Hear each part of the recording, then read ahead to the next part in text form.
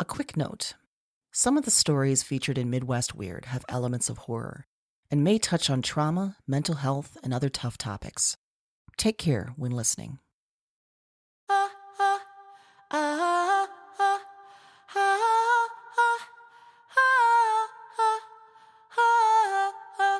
This is Midwest Weird, an audio literary magazine from Broads and Books Productions. We're the home of weird fiction and nonfiction by Midwestern writers.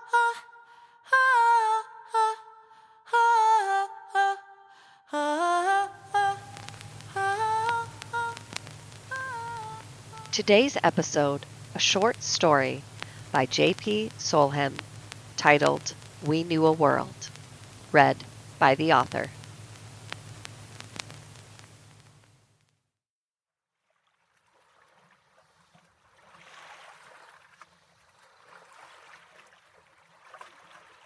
They had been on the boat for 2 days now, or maybe 3. Time was starting to blur, and Miriam wasn't getting any sleep with her elbows tied to the armrests of the bench seat.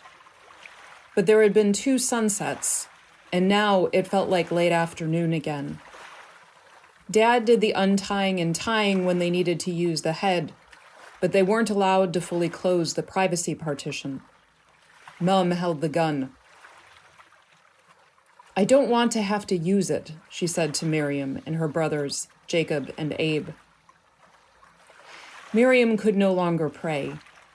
She calmed herself by composing the journal entries she would write about being kidnapped by her parents, all in her head. There was no paper, no pen on the family's pontoon boat, swaying gently on the Maumee River. As desperately as wanting to write, she wanted to lie down. It couldn't be good to have her circulation and movement limited like this. Mum was a midwife, but she didn't know Miriam was pregnant. Of all her problems, circulation was the least. Movement was another question. From his seat beside the motor, Dad kept looking from Miriam to Jacob to Abe. Any time Mum went off over the past few years, Dad had sat mute, an affable look on his face, until Mum turned her back. Then and only then he would mouth the words to his children, "She is my wife." Miriam thought of the wedding vows appliqued and framed on her parents' bedroom wall: to love, honor, cherish, and protect, forsaking all others and holding only to one another forevermore. But she could tell by the expression on Dad's face that he knew Mum had gone too far.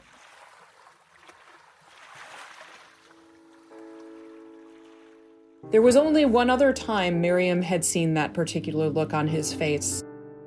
It was before Jacob came home from college, earlier in the summer. Abe was at a friend's house. Miriam was on a walk.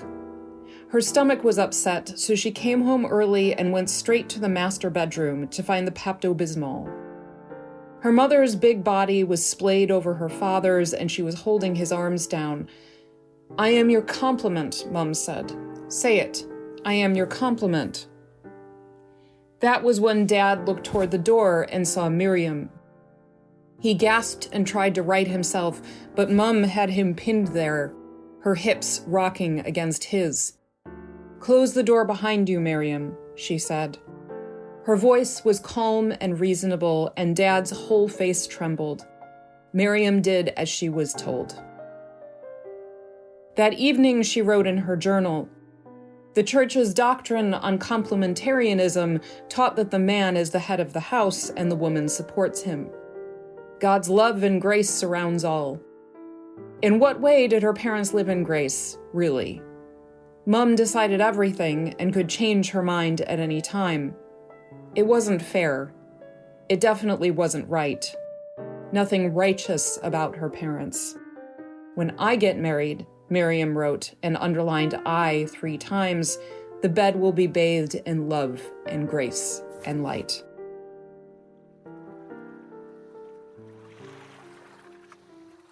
Miriam looked at her mother sitting in the captain's chair beside her father, her hands poised on the gun, which rested on one big thigh.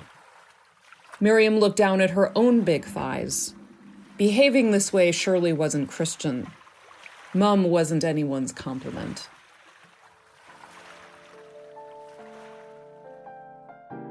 Miriam and her brothers had been homeschooled, and although they attended the old church on Sundays, they had maintained a cordial distance from their fellow parishioners since the basement incident.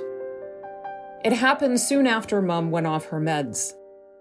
Jacob had gotten into college in Columbus, and Mum didn't want him to leave. So she locked all three of them in the basement on Good Friday. She let them out on Easter morning, and they emerged from the darkness into cold spring, sun bright, a sprinkle of snow. Abe threw up on the frosty grass. Miriam had never found the air so fresh and clear and clean. Jacob had talked to their pastor, and he had tried to intervene. "Sequestering your children in the basement for a full weekend?" he said to her parents. Miriam was listening from her cracked bedroom door. "It gives me concern. It's a bit extreme. Is counseling in order? You know, for the kids?" Dad said. "If that's what you think is best for your family," the pastor said. He didn't insist. Mum demurred while he was there, but once he left, she and Dad had one of their weird conversations. She acquiesced to Jacob going to school, but the family stopped going to church during the week. Even after the basement incident, Mum continued to serve as a midwife for a number of the women in the church. Many of those births took place in a tub in the basement. Miriam had been raised above the sounds of women in the throes of labor, shrieking below the flecked kitchen linoleum, lowing under the creamy expanse of living room carpet. At times through her childhood, she lay with her head on the floor, sometimes quietly imitating the women. Their cries made the entire house feel alive, as if it were vibrating from the basement up.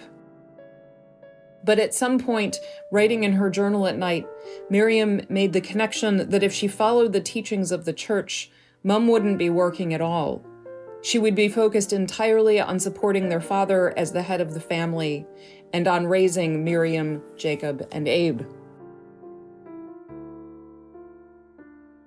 4 years ago, Dad had come home from work on Miriam's 12th birthday with a long, flat instrument case, a bass guitar.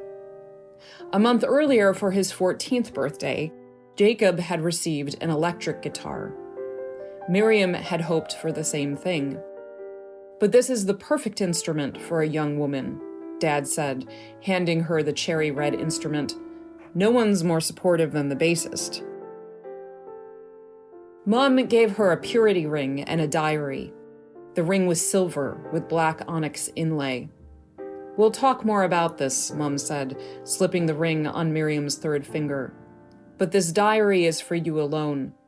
A girl needs a place." "I can write anything I want in here?" Miriam asked. "Yes," Mum said. "Anything."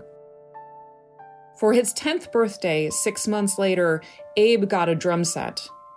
That's when the band was born. They called themselves Built on a Hill, from Matthew 5:14. "You are the light of the world.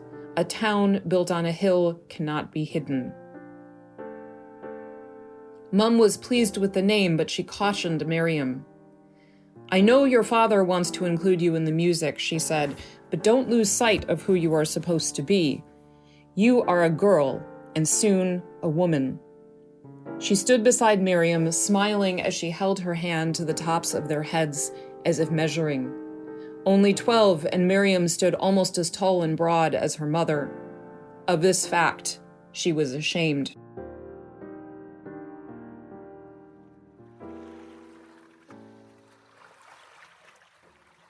As the boat swayed, Miriam watched Abe, her little brother, out of the corner of her eye. Abe was twisting in his seat. How was he getting along without his usual finger taps and beats on the thighs? They'd eaten roast beef sandwiches the first and second nights. Now Mum smeared peanut butter and jelly on bread. Mum knew Miriam hated PB&J. There were cellophane sleeves of cookies, Cokes in bottles. Oh, what Miriam would give for her toothbrush. Her mother always emphasized dental hygiene for pregnant women. If she'd known Miriam was pregnant, she wouldn't be treating her this way. Her mother's big-boned hand extended a sandwich under her nose, and she retched. "Miriam," Mum said. "Seasick. I'm sorry." "Miriam, maybe we could dock and get something from the convenience store?" But the thought of a gray, soggy burger made her retch again. "You know I know, don't you?" Miriam's heart caught in her throat. She looked wildly at her father. His eyebrows were raised and the lines in his forehead were panicky. Jacob looked from their father to the floor of the boat to Miriam.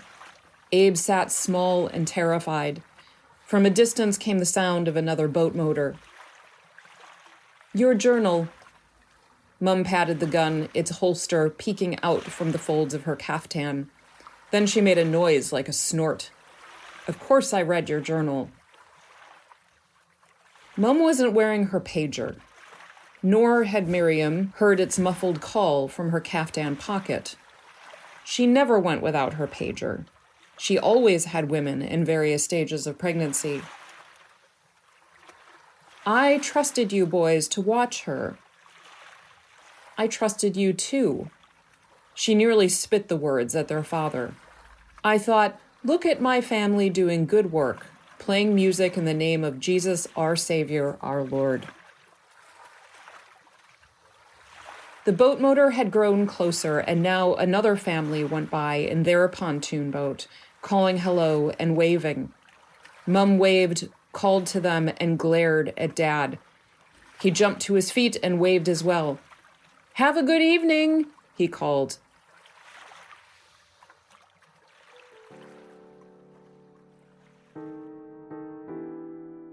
When Jacob had returned from college in May, the band had 3 weeks of glorious practices before they played the show.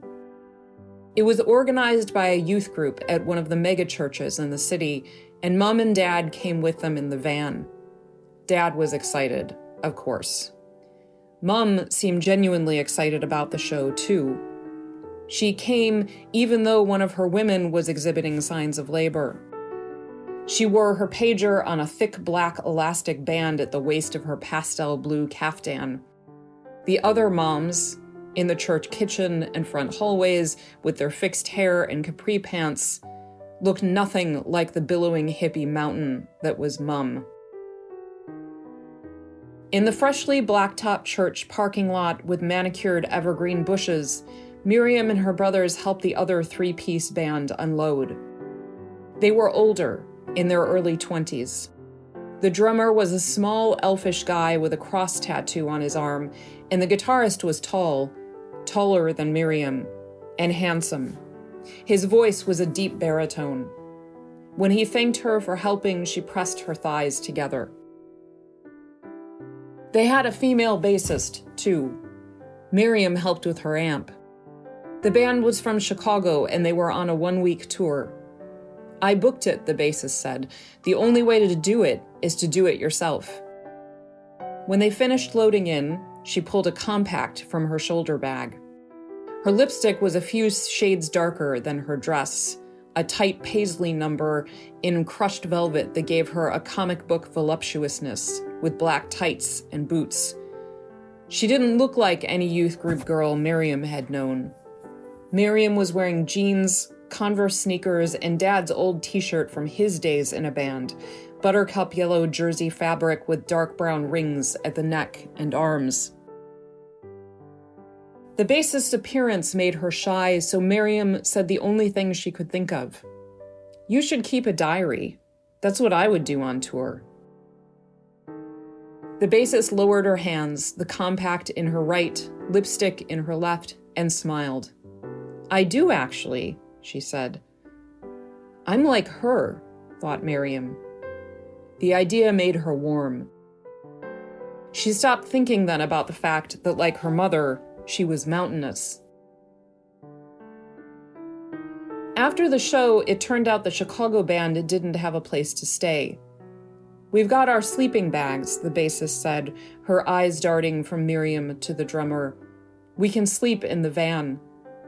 "Of course you should stay at our house," Dad said. "We wouldn't want to leave you out in the rain. I'll tell Mom." They caravanned out to the suburbs, Miriam and Abe in the van with their parents, and Jacob in the other band's van in case they were separated on the road. Mom's pager went off as they got home. Her overnight bag was ready in her car. "Watch them now," she said to Dad, nodding at Miriam before she drove away. Dad helped unload the gear and made sure the basement was dry for sleeping. Everyone sprawled around the living room and started talking. It turned out the other band wasn't Christian at all. The guitarist had been raised in the church but had left it the year before, and the youth group leader who had organized the show was an old friend. He was hoping to bring the guitarist back to the fold. "We were going to stay with him," the guitarist said, "but we're just not seeing eye to eye on things." Dad sat off to one side of the room, drinking a root beer and smiling, looking around like he had accomplished something. He clearly wasn't listening to what the guitarist was saying. Miriam tried to focus on the other girl bassist. The guitarist increasingly fascinated and scared her. Then Miriam saw something come over Dad's face. He looked from Abe to Jacob to Miriam. He stood up slowly. "Guys," he said, "I'm beat.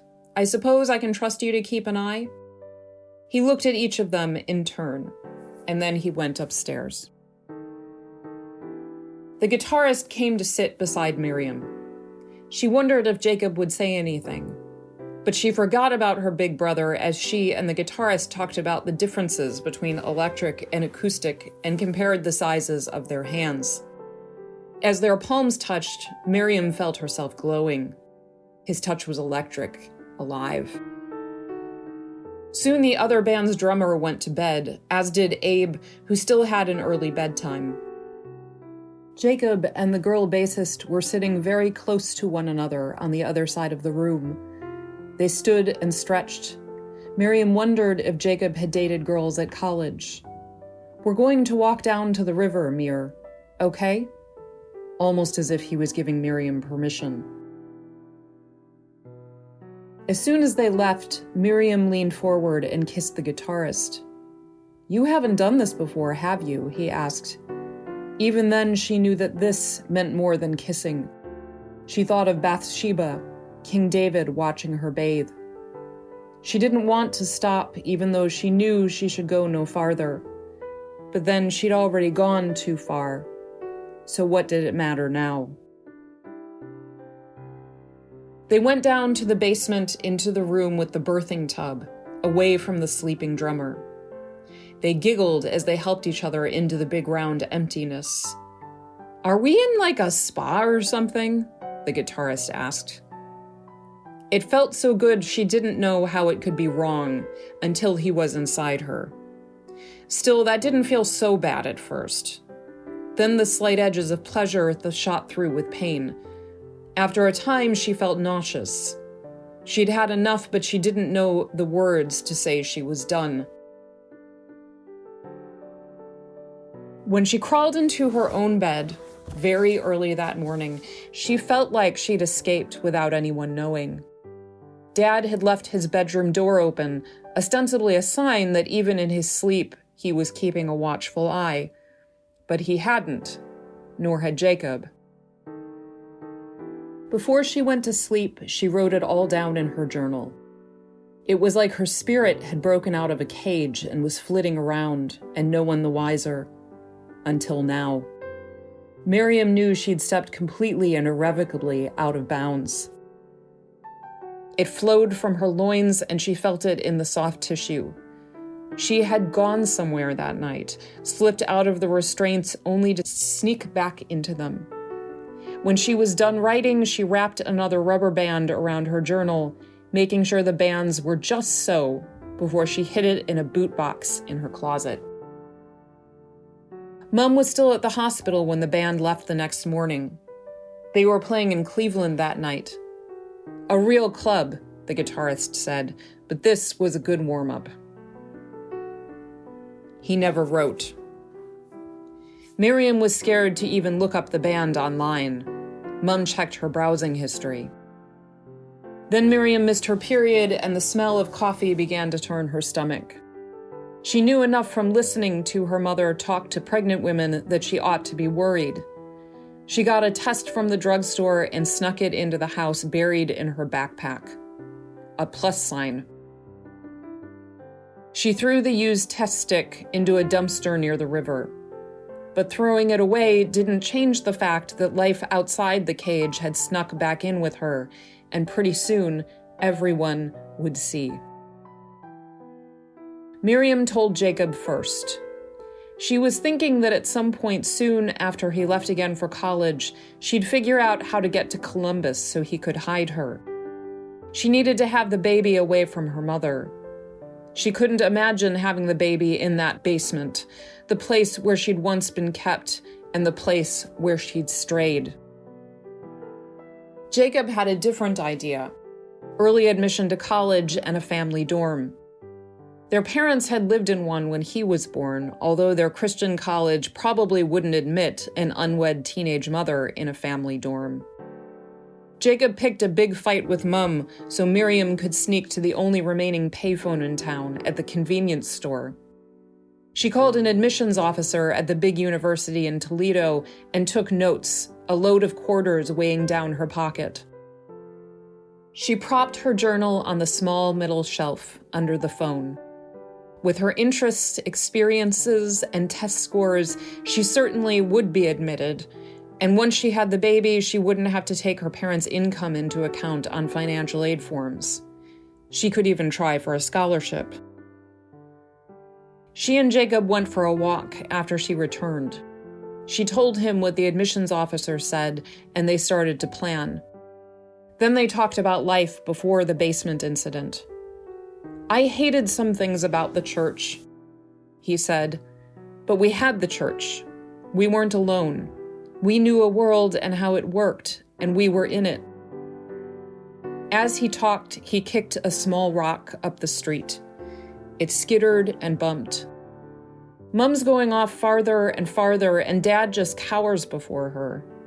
"I'm not coming back again. Promise me that as soon as we get a plan in order, you'll leave." That was last week.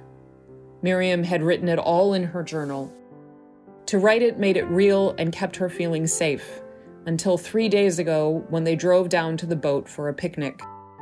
Once they were out on the water, Mum pulled out the gun and ordered Dad to tie them up. Miriam couldn't even ask God to help them. She had stopped praying. How could she, now that she was pregnant?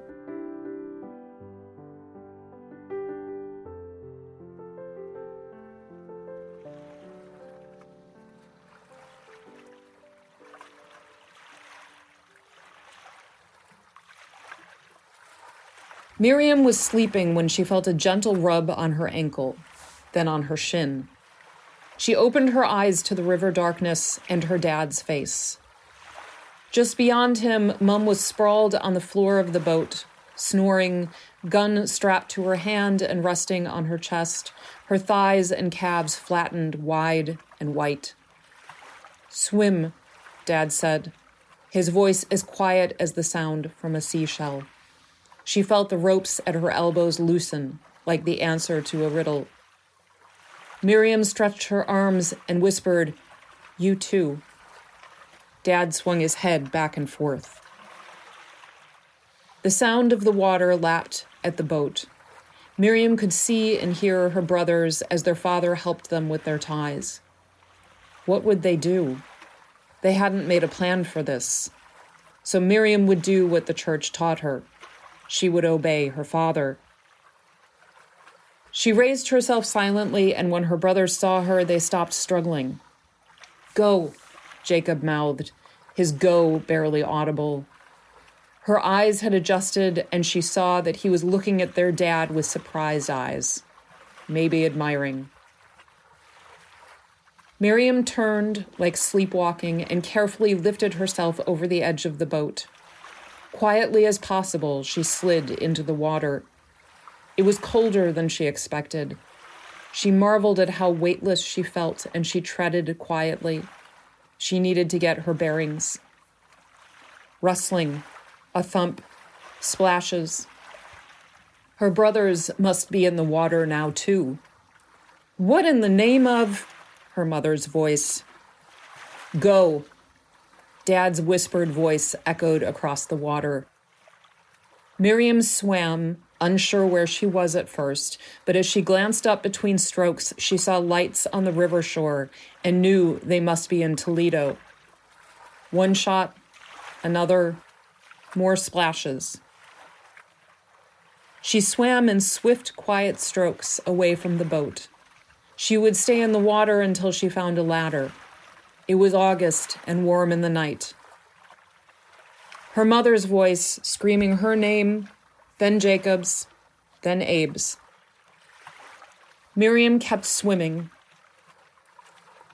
Once on shore, she would make her way down the city streets until she found a church or a police station, somewhere safe, hopefully with Jacob and Abe. She was pretty sure that she could hear her brothers swimming. Then the motor swarmed to life on the pontoon boat, and all other sounds were drowned out. The water wasn't cold, but it was laced with filth. And there, Miriam started praying again. She admitted her sins. She made promises. God, just see them through this. Miriam's hand touched the loose weeds lacing the wall of the quay. She climbed the slippery ladder. Feet on the ground, she steadied her body. Someone else splashed to the ladder, but the gun went off again, and she knew she couldn't look back. Her brothers would have to follow. Somewhere in the distance before her, a church bell sounded.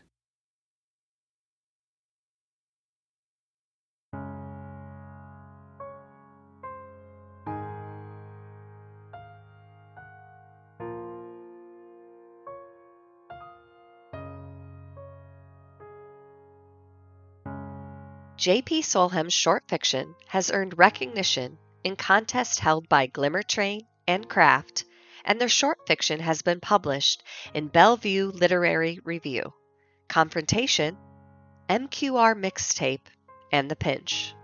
They are part of the MFA in Creative Writing and Literature faculty at Stony Brook University, where they also serve as Associate Director of the BookEnds Novel Revision Fellowship. They live in Oak Park, Illinois.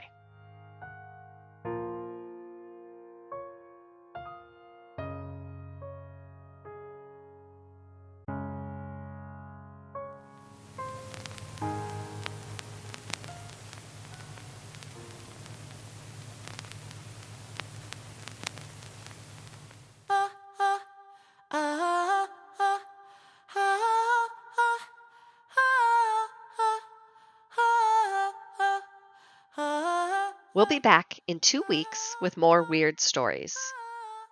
If you like what you hear, subscribe, like, and review the show. And if you want your fiction or nonfiction to appear on Midwest Weird, send us your work. Read the show notes for a submission link. Thanks for joining us, and stay weird.